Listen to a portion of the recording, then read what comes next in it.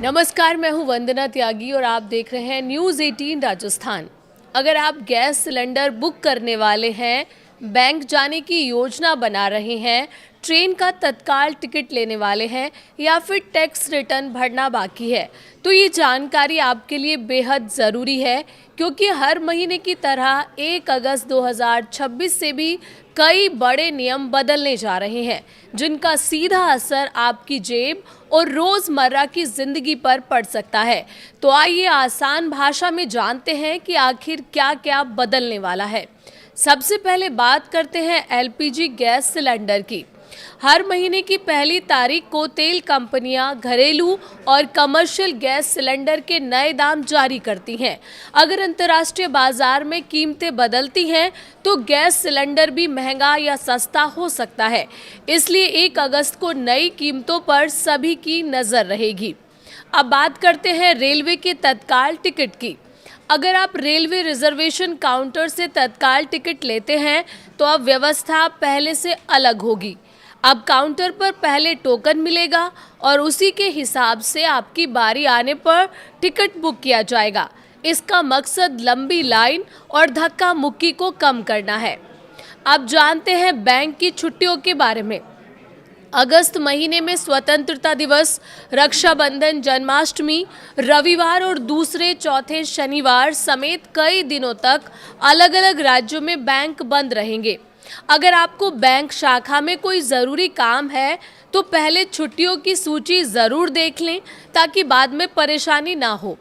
अब बात एटीएम और डिजिटल बैंकिंग की।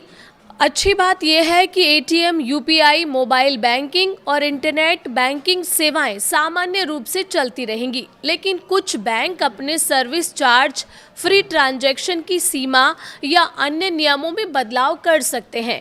इसलिए अपने बैंक की आधिकारिक जानकारी ज़रूर देखते रहें। अब आते हैं क्रेडिट कार्ड पर। हर महीने की शुरुआत में कई बैंक अपने क्रेडिट कार्ड से जुड़े नियमों में बदलाव करते हैं, जैसे रिवॉर्ड पॉइंट्स, एनुअल फीस, भुगतान की शर्तें या दूसरी सुविधाएं। अगर आप क्रेडिट कार्ड इस्तेमाल करते हैं तो अपने बैंक का अपडेट ज़रूर चेक कर लें। अब बात ईंधन की कीमतों की।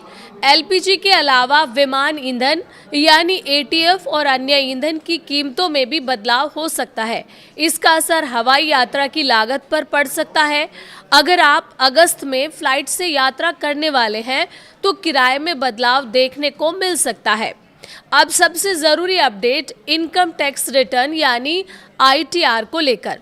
अगर आप ऐसे करदाता हैं जिन्हें आईटीआर 3 या आईटीआर 4 भरना है और जिनके खाते का ऑडिट ज़रूरी नहीं है, तो आपके लिए आखिरी तारीख 31 अगस्त 2026 है।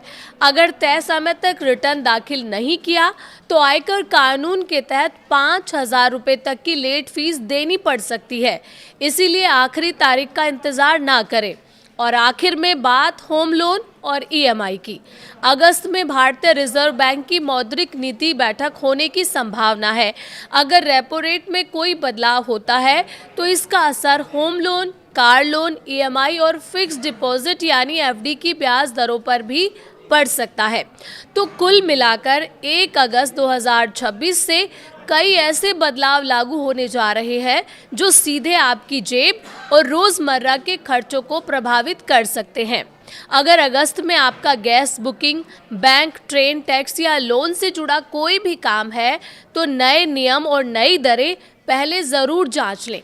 थोड़ी सी जानकारी आपको अतिरिक्त खर्च और अनावश्यक परेशानी से बचा सकती है।